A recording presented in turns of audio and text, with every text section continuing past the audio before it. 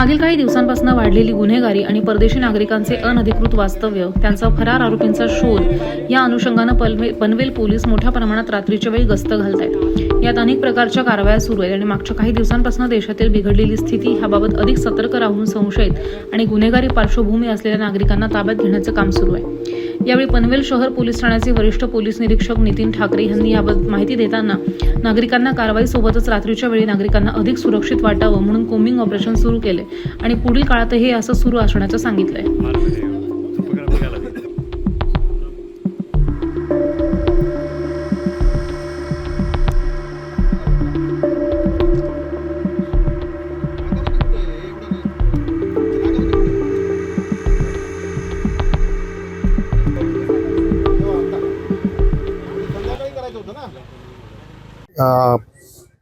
Navi Mumbai police मान्य police आयुक्तांच्या आदेशाने नवी मुंबईमध्ये सकाळी आणि संध्याकाळी मोठ्या प्रमाणावर फूट पेट्रोलिंग, जेणेकरून विज्युअल पोलिसिंग, पोलीस रस्त्यावर दिसले पाहिजेत, लोकांना सुरक्षित वाटलं पाहिजे, त्यासाठी फूट पेट्रोलिंग, त्याचप्रमाणे नाकाबंदी, मोठ्या प्रमाणावर संशयित वाहनांचं चेकिंग करणे, या दोन स्कीम आहेत। त्याप्रमाणे गुन्हेगारांसाठी आणि पाहिजे व फरार आरोपींसाठी एक कोम्बिंग ऑपरेशन आम्ही आज करत आहोत। रात्री दुपारी आम्ही नाकाबंदी आणि त्याचप्रमाणे फूट पेट्रोलिंग केलेलं आहे करंजाडे भागामध्ये आणि डॉक्टर बाबासाहेब आंबेडकर पुतळ्याजवळ सकाळी नाकाबंदी केली, परंतु आता जे आहे ते कोम्बिंग ऑपरेशन करत आहोत। याच्यामध्ये पाहिजे व फरार आरोपी चेक करणार आहेत। त्याप्रमाणे आम्ही एक रक्षक ॲप माननीय पोलीस आयुक्तांच्या कल्पनेतून एक तयार केलेला आहे। त्यामध्ये जे गुन्हेगार आहेत त्यांना आम्ही मॅपिंग केलेलं आहे, त्या गुन्हेगारांना चेक करणार, तसेच जे पाहिजे व फरार आरोपी त्यांना चेक करणार, काही तडीपार आरोपी, प्रतिबंधित आरोपी जे आहेत, काही रेकॉर्डवरचे गुंडा, या सगळ्यांना चेक करणार आणि जे वॉन्टेड आरोपी असतील त्यांना अटक करणार।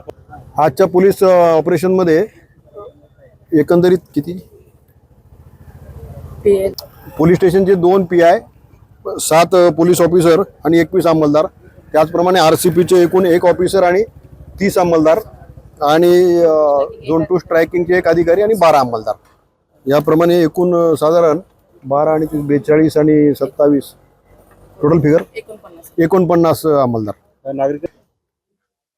यामध्ये नागरिकांना एक आव्हान आहे की जर कोणी बेकायदेशीर नागरिक, परदेशी नागरिक वगैरे आढळून आले तर त्याची पोलिसांना माहिती द्यावी।